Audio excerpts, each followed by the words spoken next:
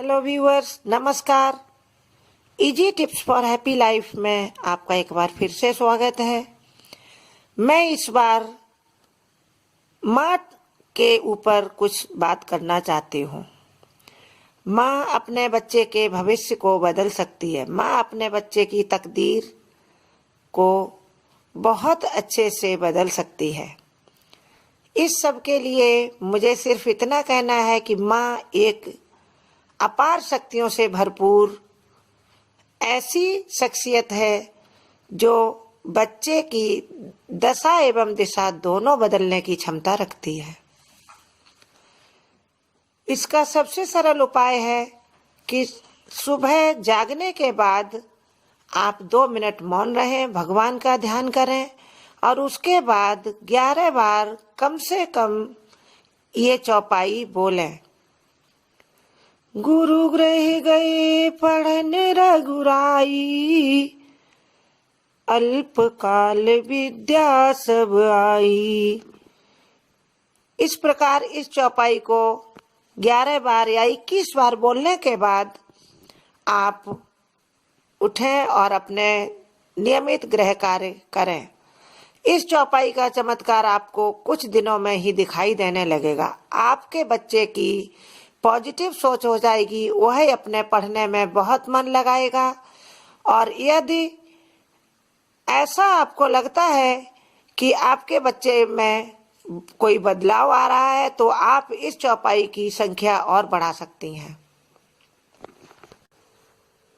ऐसा कहा जाता है कि माँ अपने बच्चे की प्रथम गुरु होती है। वही अपने बच्चों में संस्कार के बीज बोती है।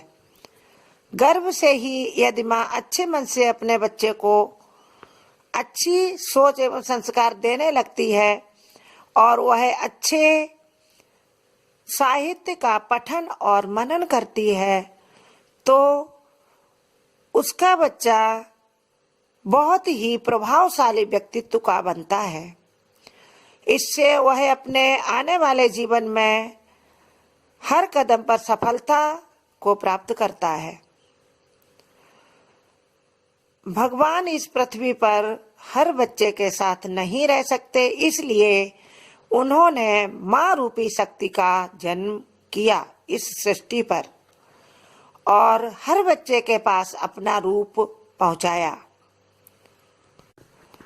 इसलिए माँ अपने बच्चे के भविष्य के लिए जो भी सोचती है उसमें पूरी श्रद्धा और विश्वास के साथ आगे बढ़ती है और उसमें मूर्त रूप से यह देखती है कि उसने जो भी सोचा है वह उसके बच्चे के लिए भविष्य के लिए जरूर अच्छा है, तो वह सब पूरा होता है। इसमें कोई दो राय नहीं है।